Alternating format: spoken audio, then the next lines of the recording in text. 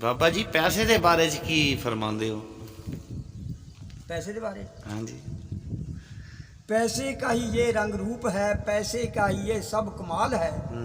अगर पैसा नहीं तो ये इंसान ठुन ठुन गोपाल है।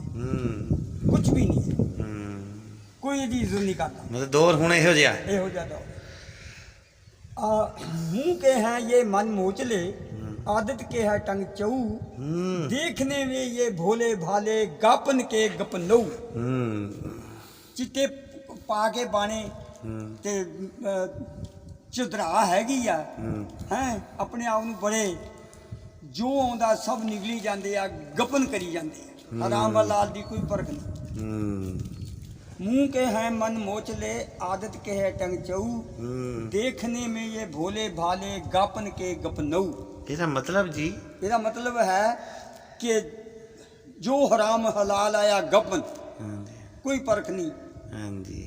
हैं देखण च बड़े सूफी ते बड़े चौधरी साहब ते वडेरा साहब ते बड़े मजद लगदे। ये शेर कदों लिखिया गया जी? ये जी आज तो कोई 100 साल पहले दा लिख होया है। कहते कोई बगला वगैरह कोई कहानी सी, वो की सी जी?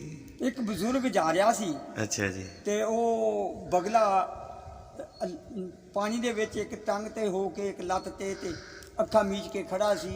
ਬਗਲੇ ਨੂੰ ਵੇਖਿਆ ਬਜ਼ੁਰਗਾਂ ਨੇ? ਉਸ ਬਜ਼ੁਰਗਾਂ ਨੇ ਬਗਲੇ ਨੂੰ ਦੇਖਿਆ ਵੀ ਯਾਰ ਮੇਰੇ ਨਾਲ ਤਾਂ ਇਬਾਦਤ ਇਹ ਪਾਣੀ 'ਚ ਬੜੀ ਕਰ ਰਿਹਾ, ਮੈਂ ਤੇ ਕੁਛ ਵੀ ਨਹੀਂ ਇਬਾਦਤ ਕਰ ਰਿਹਾ। ਹਾਂ ਹਾਂ, ਮਤਲਬ ਪਰਿੰਦੇ ਜਿਵੇਂ ਜ਼ਿਕਰ ਕਰਦੇ, ਮੇਰੇ ਨਾਲ ਉਹ ਅੱਗੇ ਆ, ਇੱਕ ਲੱਤ ਤੇ ਲੱਗਦਾ, ਇੱਕ ਲੱਤ ਇਹ ਕਰ ਰਿਹਾ ਇਬਾਦਤ। ਜਦੋਂ ਉਸ ਨੂੰ ਮੱਛੀ ਦਾ ਪੂੰਗ ਨਜ਼ਰ ਆਇਆ ਬਗਲੇ ਨੂੰ, ਉਸ ਨੇ ਉਹ ਮੱਛੀ ਦਾ ਪੂੰਗ ਚੁੱਕਿਆ, ਅਸਮਾਨਾਂ ਦੀ ਤਰਫ ਸਿੱਟਿਆ, ਤਾਂ ਮੂੰਹ ਕੀਤਾ, ਮੂੰਹ ਦੇ ਵਿੱਚ ਆ ਗਿਆ, ਹੜਪ ਕਰ ਗਿਆ। ਫਿਰ ਉਸਨੇ ਇਹ ਬੋਲ ਬੋਲਿਆ ਵੀ ਅਸਲ ਕੀ ਸੀ ਤੇ ਵੇਖਦਾ ਕੀ ਹੈ? ਵੇਖਦਾ ਕੀ ਹੈ? ਵੀ ਬਗਲਾ ਲੱਤ ਇੱਕ ਤਾਂ ਖੜੋਤਾ ਹੀ ਭੋਲਾ ਜਿਹਾ ਬਣ ਕੇ, ਕੋਈ ਮੱਛੀ ਆਵੇ ਤੇ ਮੈਂ ਉਹਨੂੰ ਫਸਾਵਾਂ, ਬੜਾ ਚੰਗਾ ਜਿਹਾ ਬਣ ਕੇ ਖੜੋਤਾ ਸੀ ਤੇ ਮੱਛੀ ਆਈ, ਫਿਰ ਪਤਾ ਲੱਗਾ ਵੀ ਇਹ ਸਾਰਾ ਨੇ ਰੂਪ ਧਾਰਿਆ ਸੀ ਦਾ, ਰੂਪ ਧਾਰਿਆ ਲੁੱਟਣ ਦਾ। ਲੁੱਟਣ ਦਾ। ਅੱਛਾ ਅੱਛਾ ਅੱਛਾ।